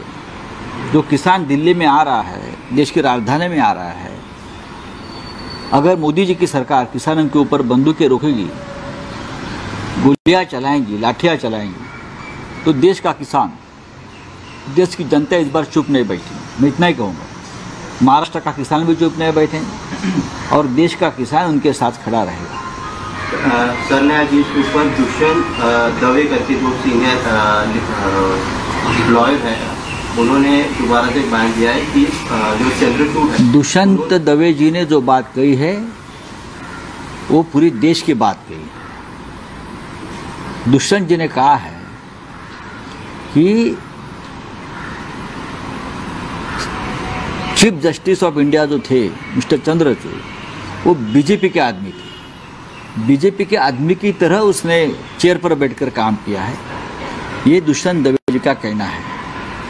और हम जिस तरह से महाराष्ट्र के बारे में एक संविधान के खिलाफ एक सरकार बनी और चलाई गई, वो सुप्रीम कोर्ट के प्रोटेक्शन में चली, तो मुझे लगता है ये भारतीय जनता पार्टी की पॉलिसी थी और सरन्यायाधीश होते हुए चंद्रचूड़ साहब ने ये पॉलिसी को आगे बढ़ाया। Thank you. अग्रलेख तुम्ही दिलाय, त्यात असं सांगतायत की बांगलादेशमध्ये पूर्ण जगात हिंदू खतरेमध्ये आहेत आणि एकीकडे मोहन भागवत असं म्हणतायत की लोकसंख्या वाढवली पाहिजे हिंदूंची। जगातला किंवा देशातला हिंदू खतरे में म्हणजे संकटात आहे, तो नरेंद्र मोदी, अमित शहा आणि एकंदरीत भारतीय जनता पक्षाच्या राजकीय स्वार्थामुळे, आणि त्याला सुप्रीम कोर्टानं फूस लावली चंद्रचूड यांनी। जस्टिस चंद्रचूड, काही घटनात्मक संस्था आणि या देशातली शांतता सुव्यवस्था भंग पावली। देशामध्ये निवडणुका जिंकण्यासाठी त्याने जी ठिणगी टाकली, त्याचा परिणाम जगातल्या ज्या ज्या भागामध्ये हिंदू मोठ्या प्रमाणात आहेत त्यांच्यावर होतो आहे। नेपाळमध्ये सुद्धा हिंदूंवरती हल्ले झाले, कॅनडामध्ये हिंदूंवरती हल्ले झाले, बांगलादेशामध्ये हिंदूंची संपत्ती, हिंदूंची जीवितहानी सुरू आहे, पाकिस्तानमध्ये झालं। याला जबाबदार नरेंद्र मोदींची धोरणं, निवडणुका जिंकण्यासाठीची धोरणं, हिंदुस्थानामध्ये सातत्यानं दंगे घडवायचे, मुसलमानांना टार्गेट करायचं, प्रार्थनास्थळं खोदण्यासाठी प्रोत्साहन द्यायचं। याचा उलटा परिणाम इतर देशातल्या हिंदूंवर होतोय, लक्षात घ्या। आणि नरेंद्र मोदींमध्ये किंवा त्यांच्या सरकारमध्ये तेवढी ताकद नाही आहे, मजबूती नाही आहे की बांगलादेशमध्ये जाऊन हिंदूंवरील अत्याचार हल्ले थांबवावेत, कॅनडात जाऊन हिंदूंवरील हल्ले थांबवावेत किंवा अन्य देशात। इंदिरा गांधी 1971 साली जेव्हा बांगलादेश, पाकिस्तानमध्ये, पूर्व पाकिस्तानामध्ये हिंदूंवर हल्ले होत होते, तेव्हा इंदिरा गांधींनी इंदिरा गांधींनी पाकिस्तानवर सरळ हल्ला केला, सैन्य घुसवलं आणि तिकडल्या बांगलादेशींचंही त्यांनी संरक्षण केलं आणि हिंदूंनाही संरक्षण दिलं आणि पाकिस्तानचे 2 तुकडे करून बांगलादेश निर्माण केला. तुमच्यात ती हिंमत आहे? काश्मीरी पंडित आपल्या देशामधले सुरक्षित नाही आहेत, मणिपूरमधला हिंदू सुरक्षित नाही आहे आणि तुम्ही हिंदूंच्या नावावर मतं मागता.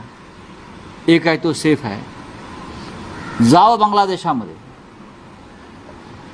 आणि हिंदूंना आधार द्यावा. हे जे संघाचे प्रमुख नेते आहेत इथे बसून पत्रकं काढतायत हिंदूंच्या सुरक्षेविषयी, सांगा प्रधानमंत्री मोदींना धोरणात्मक निर्णय घ्या बांगलादेश संदर्भात. मी जे म्हणतोय ते योग्य आहे. या देशातला हिंदूंना जर सगळ्यात जास्त धोका कोणापासून असेल तर तो भारतीय जनता पक्षापासून आहे. गोधरा कोणी केलं? साबरमती एक्सप्रेसला आग कोणी लावली? अशी अनेक प्रकरणं मला सांगता येते. कोणी काय केलं, कशासाठी केलं आणि त्याचे परिणाम आज देश भोगतो आहे. या देशामधला धार्मिक एकता संपलेली आहे, या देशातलं संविधान संपलेलं आहे, या देशातली लोकशाही संपली आहे आणि आज या देशामध्ये बटंगे तो कटेंगे, एक आहे तो सेफ आहे या घोषणांमुळे तरुणांची डोकी भडकवली गेली आणि संपूर्ण देशामध्ये दंगलीचा माहोल निर्माण करण्यात आलेला आहे. बांगलादेशमधली स्थिती अत्यंत चिंताजनक आहे. वर्षानुवर्ष तिकडे हिंदू राहतात, लाखोच्या संख्येनं राहतात हिंदू बांगलादेशमध्ये आणि तुम्ही तिथे त्यांना असुरक्षित करण्यामागे नरेंद्र मोदींचं परराष्ट्र धोरण कारणीभूत आहे. राऊत साहेब, महाराष्ट्रात मुख्यमंत्री पदाच्या शपथविधीचा एकूण कार्यक्रम होतो आहे. 5 तारखेला शपथविधी होते, त्यासाठी तयारी सुरू झाली आहे. पण अजूनही गृहमंत्रीपद आणि अन्य मंत्री मला कळत नाही. भारतीय जनता पक्ष जगातला पहिला क्रमांकाचा पक्ष, नरेंद्र मोदींसारखा मजबूत नेता, अमित शहांसारखा मजबूत नेता महाराष्ट्रात, देवेंद्र फडणवीस वगैरे वगैरे वगैरे, एका गृहमंत्री पदावरून या महाराष्ट्र राज्याचं सरकार अधांतरी लटकून पडलेलं आहे. हे कसले मजबूत लोक आहेत? मग कोण आहेत समोर तुमच्या? तुमचं स्वतःचं बहुमत आहे, तुमच्याकडे बहुमताचा आकडा स्वतःच आहे. तुमच्याबरोबर अजित पवार आहेत 40 लोक घेऊन, शिंदे गटाचे लोक आहेत नाहीत मला माहीत नाहीत, भविष्यात काय करतील. पण बहुमत असतानाही 15 दिवस तुम्ही शपथ घेत नाही, राज्याला सरकार देत नाही, राजभवनामध्ये सत्ता स्थापनेचा दावा तुम्ही करायला तयार नाही अद्याप. तुमचे जे समर्थक आमदार आहेत त्यांची नावं तुम्ही द्यायला तयार नाही. राज्यपालाकडून तुम्ही सरकार स्थापनेचं निमंत्रण घेतलेलं नाही आणि तुम्ही मांडव घातला. काय प्रकार आहे? राजभवन तुम्ही चालवताय का? आणि हे एका गृहमंत्री पदावरून थांबलेलं नाही आहे, तुम्ही लक्षात घ्या. भारतीय जनता पक्षाने मनात आणलं तर हे समोरचे जे काय मागण्या करतायत ना, एका मिनिटात चिरडून टाकते. काय डरपोक लोक आहेत सगळे, ईडी सीबीआयला घाबरून पळून गेलेले लोक आहेत. आणि जे निवडून आलेले आहेत ते का स्वबळावर निवडून आलेले नाही आहेत. ते कसे निवडून आले, कोणत्या माध्यमातून निवडून आले हे भाजपला माहिती आहे आणि त्यांनाही माहिती आहे. त्यांना जनमताचा पाठिंबा अजिबात नाही आहे, लक्षात घ्या. परत मी तुम्हाला सांगतो आहे. पण एका गृहमंत्री पदावरून हे सरकार लटकलेलं नाही. यामागे काही वेगळी कारणं आहेत का? तुमच्याकडे काय माहिती? तुमच्याकडे आमच्याकडली माहिती आम्ही देऊ ना, पण फक्त एक गृहमंत्री पद हा वादाचा विषय सरकार स्थापनेमधला असू शकत नाही. अनेक राज्यामध्ये भारतीय जनता पक्षानं सरकार बनवलेली आहेत, आपल्या मित्रांबरोबर बनवली आहेत, स्वतंत्रपणे बनवली आहेत. प्रस्थापित मुख्यमंत्र्यांना डावलून नवीन लोक आणलेले आहेत. त्याच्यामुळे शिंदे कोण हा प्रश्न लोकांपुढे पडलेला आहे ना, की वेगळा काही आहे का, की फडणवीसांच्या जागी वेगळं कोणी आणलं जाते का, त्यासाठी थांबलंय का?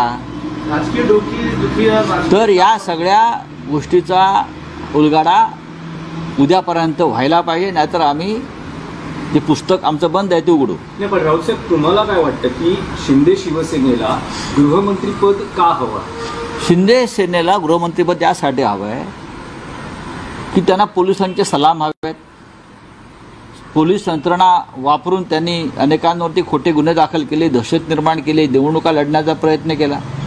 ही यंत्रणा त्यांच्या हातात पाहिजे आणि भविष्यामध्ये याच यंत्रणेचा वापर करून ते भारतीय जनता पक्षाच्या अंगावर सुद्धा जाऊ शकतात.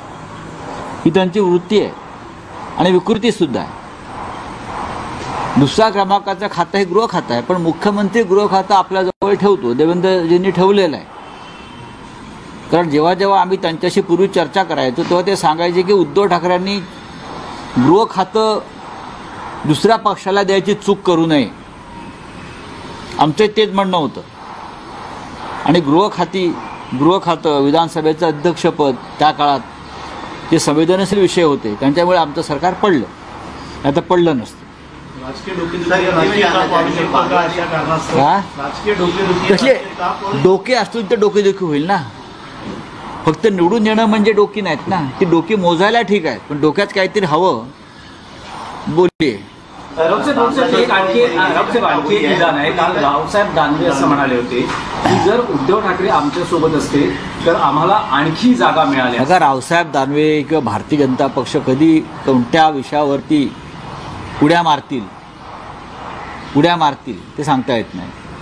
तुमच्याबरोबर होतो तेव्हा आम्ही तुम्हाला नकोसे झालो, तेव्हा तुम्ही जाऊन अमित शहाना सांगितलं नाहीत ना की जो शब्द दिलाय तो पाळा, उद्धव ठाकरे आणि शिवसेना आपल्याला गरजेची आहे.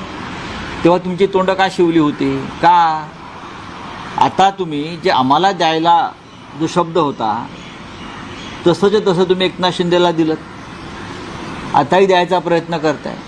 पण तुम्हाला बाळासाहेब ठाकरे नको होते, तुम्हाला बाळासाहेब ठाकरेंचं नाव नको होतं, तुम्हाला खरे ठाकरे नको होते, तुम्हाला मातोश्री नको होती, तुम्हाला महाराष्ट्राच्या राजकारणातून बाळासाहेब ठाकरे, हिंदुहृदय सम्राट उद्धव ठाकरे आणि त्यांची खरी शिवसेना यांना जमीनदोस्त करण्याचं तुमचं स्वप्न होतं.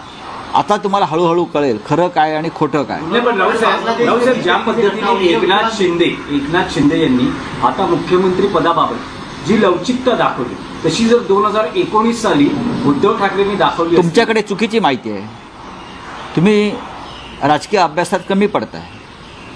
एकनाथ शिंदेला मुख्यमंत्रीपद दिलं होतं, हे आताचं म्हणत नाही. 2.5 वर्षाचं मुख्यमंत्रीपद एकनाथ शिंदे यांनी भोगलेलं आहे. तेव्हा जर ते मूळ शिवसेनेला दिलं असतं तर ही वेळ आली नसती. बरं का, तुम्ही आताचं बोलू नका, तुम्ही 3 वर्षापूर्वीचं बोला. आता एक निवडणूक होऊन गेलेली आहे आणि एकनाथ शिंदे यांना म्हणजे डुप्लिकेट शिवसेनेला जो भारतीय जनता पक्ष मुख्यमंत्रीपद देऊ शकतो ते उद्धव ठाकरे यांच्या नेतृत्वाखालील शिवसेनेला द्यायला तयार नव्हतं. कारण त्यांना मूळ शिवसेना नष्ट करून या राज्यामध्ये डुप्लिकेट शिवसेना उभी करायची होती. म्हणतात की 20 आमदारांपैकी 10 आमदार आमच्या संपर्कात आहेत, असं कोण म्हणताय? गुलाबराव पाटील म्हणतात आता त्यांचे संपर्क वाढले आहेत. गुलाबराव पाटलाने म्हणतो मी गुलाबराव पाटलांना की तुम्ही थोडे दिवस थांबा, तुमचा पक्ष शिल्लक राहतोय का आणि भाजपा शिल्लक ठेवतोय का हे तुम्हाला कळेल. आता आमच्याकडे जे राहिलेले आहेत हे कडवट निष्ठावंत आहेत. तुमच्यासारखा जो गाळ होता, पालापाचोळा होता बेईमानांचा, तो उडून गेला. फुंकर मारली ईडी CBIने आणि त्या फुंकरेबरोबर तुमच्यासारखे लोक उडून गेले. आता जो उरलेला आहे तो भक्कम असा निष्ठावंतांचा आमचा मेळा आहे. बोला, आप बोलिए. बांग्लादेश में जिस तरीके से हिंदुओं पर अत्याचार हो रही है उस पर एक्शन न लेते हुए दूसरों मुद्दों पर जो है एक्शन लिया जा रहा है. इसी बीच मोहन भागवत ने एक बयान दिया है कि पॉपुलेशन, मोहन भागवत जी को देश के पॉपुलेशन के बारे में बहुत चिंता हो रही है. आज हमारी देश की पॉपुलेशन लगभग 150 करोड़ हो गई. और कितनी पॉपुलेशन बढ़ाना चाहते हैं सर संघ चालक, और कितनी पॉपुलेशन बढ़ाना चाहते हैं आप बताइए. सबसे पहले ये जो सलाह है आपके बीजेपी के लोगों को दीजिए. एक जगह पर आपकी सरकार कॉमन सिविल कोड लाना चाहती है, कुटुंब कल्याण कुटुंब नियोजन की योजना चलाती है, मुसलमानों के बारे में 2 या 3 या जो बात करते हैं ना ये उस बारे में बात करते हैं. और बीजेपी की जो पेरेंट बॉडी है, RSS कहते हैं कि बच्चे पढ़ाओ, ये दोगली नीति है. कौन खतरे में है? हमारा देश खतरे में नहीं है, आप खतरे में, आप सब लोग खतरे में है। 150 करोड़ पॉपुलेशन होने के बावजूद आप लोग बोलते हैं कि पॉपुलेशन बढ़ा है। रोजगार है आपके पास, रहने को घर है आपके पास, आपकी सरकार दे रही है, नौकरी दे रही है, किसानों को दाम दे रही है, एजुकेशन फ्री है क्या, महिलाओं की सुरक्षा हो रही है क्या, उस बारे में सरसंघ चालक क्यों नहीं बात करते? बच्चे बढ़ाओ, ये खतरे में, वो खतरे में। देखो, हमें सरसंघ चालक के बारे में हम हमेशा अपना एक आदर व्यक्त करते हैं कि ठीक है, बुजुर्ग आदमी है, अपनी विचारधारा है, हम मानते। लेकिन नरेंद्र मोदी जी को बताइए, बांग्लादेश में हिंदू खतरे में है, म्यांमार में हिंदू खतरे में है, नेपाल में हिंदू खतरे में है, कनाडा में हिंदू खतरे में है, और हिंदुस्तान के बहुत जगह पर अगर हिंदू खतरे में है, वो नरेंद्र मोदी जी की जो पॉलिसी है इस देश में जो चल रही है, उसके वजह से पूरे विश्व का हिंदू खतरे में आया है। बांग्लादेश में हिंदुओं के मंदिर, हिंदू की प्रॉपर्टी, उनकी जान माल की रक्षा मोदी नहीं कर पा रहे हैं। जो हमारी नेबरिंग कंट्री है, सबके साथ हमारे रिश्ते बिगड़ चुके हैं। सरसंघ चालक जी, जरा मोदी जी को बुलाइए नागपुर में और उनकी पाठशाला लीजिए, इतना मैं कहूँगा। यूपी के किसानों का फिर एक बार दिल्ली में आंदोलन है। यूपी के किसान मांग कर रहे थे, 5 मांग थी उनकी, जिसमें सबसे प्रायोरिटी पे मांग ये थी कि बाकी राज्यों के जैसे उनको जो मुआवजा है वो 4 गुना बढ़ाकर देना चाहिए। इस मांग को लेकर आज यूपी के किसान दोबारा से आंदोलन कर रहे हैं। कहीं ना कहीं उनकी जो आवाज़ है दोबारा से दबाने की कोशिश, हम जरूर उनके समर्थन में जाएंगे, हम कोशिश करेंगे।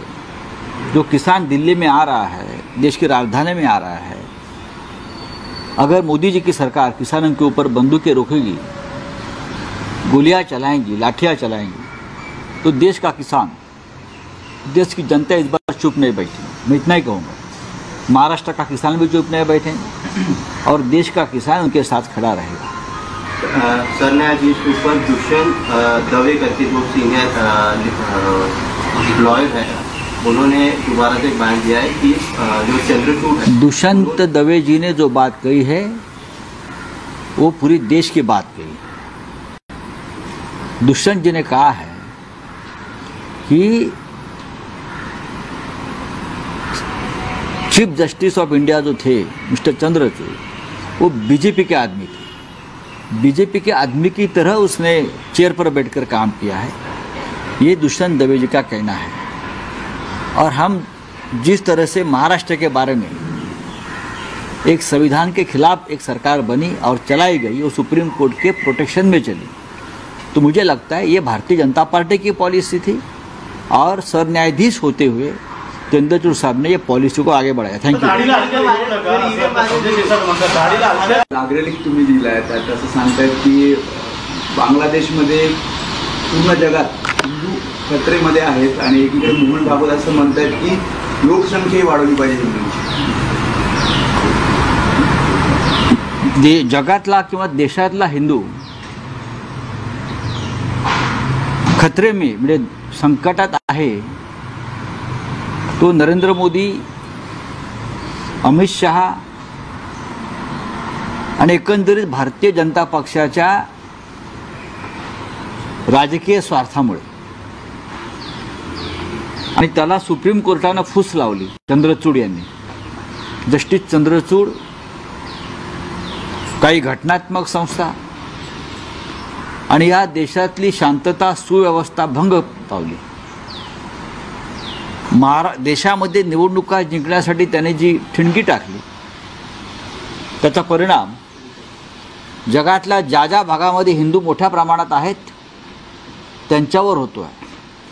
नेपाळमध्ये सुद्धा हिंदूंवरती हल्ले झाले, कॅनडामध्ये हिंदूंवरती हल्ले झाले, बांगलादेशामध्ये हिंदूंची संपत्ती, हिंदूंची जीवितहानी सुरू आहे, पाकिस्तानमध्ये झालं। याला जबाबदार नरेंद्र मोदींची धोरणं, निवडणुका जिंकण्यासाठीची धोरणं, हिंदुस्थानामध्ये सातत्यानं दंगे घडवायचे, मुसलमानांना टार्गेट करायचं, प्रार्थनास्थळं खोदण्यासाठी प्रोत्साहन द्यायचं। याचा उलटा परिणाम इतर देशातल्या हिंदूंवर होतोय, लक्षात घ्या। आणि नरेंद्र मोदींमध्ये किंवा त्यांच्या सरकारमध्ये तेवढी ताकद नाही आहे, मजबूती नाही आहे की बांगलादेशमध्ये जाऊन हिंदूंवरील अत्याचार हल्ले थांबवावेत, कॅनडात जाऊन हिंदूंवरील हल्ले थांबवावेत किंवा अन्य देशात. इंदिरा गांधी 1971 साली जेव्हा बांगलादेश पाकिस्तानमध्ये पूर्व पाकिस्तानामध्ये हिंदूंवर हल्ले होत होते तेव्हा इंदिरा गांधींनी पाकिस्तानवर सरळ हल्ला केला, सैन्य घुसवलं आणि तिकडल्या बांगलादेशींचंही त्यांनी संरक्षण केलं आणि हिंदूंनाही संरक्षण दिलं आणि पाकिस्तानचे 2 तुकडे करून बांगलादेश निर्माण केला. तुमच्यात ती हिंमत आहे? काश्मीरी पंडित आपल्या देशामधले सुरक्षित नाही आहेत, मणिपूरमधला हिंदू सुरक्षित नाही आहे आणि तुम्ही हिंदूंच्या नावावर मतं मागता. एक आहे तो सेफ आहे, जावं बांगलादेशामध्ये आणि हिंदूंना आधार द्यावा. हे जे संघाचे प्रमुख नेते आहेत इथे बसून पत्रकं काढतायत हिंदूंच्या सुरक्षेविषयी, सांगा प्रधानमंत्री मोदींना धोरणात्मक निर्णय घ्या बांगलादेश संदर्भात. मी जे म्हणतोय ते योग्य आहे. या देशातला हिंदूंना जर सगळ्यात जास्त धोका कोणापासून असेल तर तो भारतीय जनता पक्षापासून आहे. गोधरा कोणी केलं? साबरमती एक्सप्रेसला आग कोणी लावली? अशी अनेक प्रकरणं मला सांगता येते. कोणी काय केलं, कशासाठी केलं आणि त्याचे परिणाम आज देश भोगतो आहे. या देशामधला धार्मिक एकता संपलेली आहे, या देशातलं संविधान संपलेलं आहे, या देशातली लोकशाही संपली आहे आणि आज या देशामध्ये बटंगे तो कटेंगे, एक आहे तो सेफ आहे या घोषणांमुळे तरुणांची डोकी भडकवली गेली आणि संपूर्ण देशामध्ये दंगलीचा माहोल निर्माण करण्यात आलेला आहे. बांगलादेशमधली स्थिती अत्यंत चिंताजनक आहे. वर्षानुवर्ष तिकडे हिंदू राहतात, लाखोच्या संख्येनं राहतात हिंदू बांगलादेशमध्ये आणि तुम्ही तिथे त्यांना असुरक्षित करण्यामागे नरेंद्र मोदींचं परराष्ट्र धोरण कारणीभूत आहे. राऊतसाहेब, महाराष्ट्रात मुख्यमंत्री पदाच्या शपथविधीचा एकूण कार्यक्रम होतो आहे. 5 तारखेला शपथविधी होतोय, त्यासाठी तयारी सुरू झाली आहे. पण अजूनही गृहमंत्रीपद आणि अन्य मंत्री मला कळत नाही. भारतीय जनता पक्ष जगाचा पहिला क्रमांकाचा पक्ष, नरेंद्र मोदींसारखा मजबूत नेता, अमित शहांसारखा मजबूत नेता महाराष्ट्रात, देवेंद्र फडणवीस वगैरे वगैरे वगैरे, एका गृहमंत्री पदावरून या महाराष्ट्र राज्याचं सरकार अधांतरी लटकून पडलेलं आहे. हे कसले मजबूत लोक आहेत? मग कोण आहेत समोर तुमच्या? तुमचं स्वतःचं बहुमत आहे, तुमच्याकडे बहुमताचा आकडा स्वतःच आहे. तुमच्याबरोबर अजित पवार आहेत 40 लोक घेऊन, शिंदे गटाचे लोक आहेत नाहीत मला माहीत नाहीत, भविष्यात काय करतील. पण बहुमत असतानाही 15 दिवस तुम्ही शपथ घेत नाही, राज्याला सरकार देत नाही, राजभवनामध्ये सत्ता स्थापनेचा दावा तुम्ही करायला तयार नाही अद्याप, तुमचे जे समर्थक आमदार आहेत त्यांची नावं तुम्ही द्यायला तयार नाही, राज्यपालाकडून तुम्ही सरकार स्थापनेचं निमंत्रण घेतलेलं नाही आणि तुम्ही मांडव घातला. काय प्रकार आहे? राजभवन तुम्ही चालवताय का? आणि हे एका गृहमंत्री पदावरून थांबलेलं नाही आहे, तुम्ही लक्षात घ्या. भारतीय जनता पक्षाने मनात आणलं तर हे समोरचे जे काय मागण्या करतायत ना, एका मिनिटात चिरडून टाकते. काय डरपोक लोक आहेत सगळे, ईडी सीबीआयला घाबरून पळून गेलेले लोक आहेत ते. आणि जे निवडून आलेले आहेत ते का स्वबळावर निवडून आलेले नाही आहेत. ते कसे निवडून आले, कोणत्या माध्यमातून निवडून आले हे भाजपला माहिती आहे आणि त्यांनाही माहिती आहे.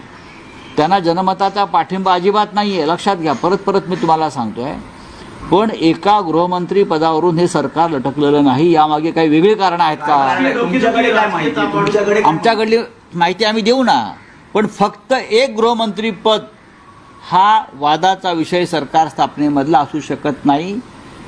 अनेक राज्यामध्ये भारतीय जनता पक्षानं सरकार बनवलेली आहेत, आपल्या मित्रांबरोबर बनवले आहेत, स्वतंत्रपणे बनवले आहेत, प्रस्थापित मुख्यमंत्र्यांना डावलून नवीन लोक आणलेले आहेत. त्याच्यामुळे शिंदे कोण हा प्रश्न लोकांपुढे पडलेला आहे ना. की वेगळा काही आहे का, की फडणवीसांच्या जागी वेगळं कोणी आणलं जाते का, त्यासाठी थांबलंय का? राजकीय दुखी तर या सगळ्या गोष्टीचा उलगाडा उद्यापर्यंत व्हायला पाहिजे, नाहीतर आम्ही जे पुस्तक आमचं बंद आहे ते उघडू. नाही, पण राऊत साहेब, तुम्हाला काय वाटतं की शिंदे शिवसेनेला गृहमंत्रीपद का हवं? शिंदे सेनेला गृहमंत्रीपद यासाठी हवं आहे की त्यांना पोलिसांचे सलाम हवेत. पोलीस यंत्रणा वापरून त्यांनी अनेकांवरती खोटे गुन्हे दाखल केले, दहशत निर्माण केली, निवडणुका लढण्याचा प्रयत्न केला. ही यंत्रणा त्यांच्या हातात पाहिजे आणि भविष्यामध्ये या यंत्रणेचा वापर करून ते भारतीय जनता पक्षाच्या अंगावर सुद्धा जाऊ शकतात. ही त्यांची वृत्ती आहे आणि विकृतीसुद्धा आहे.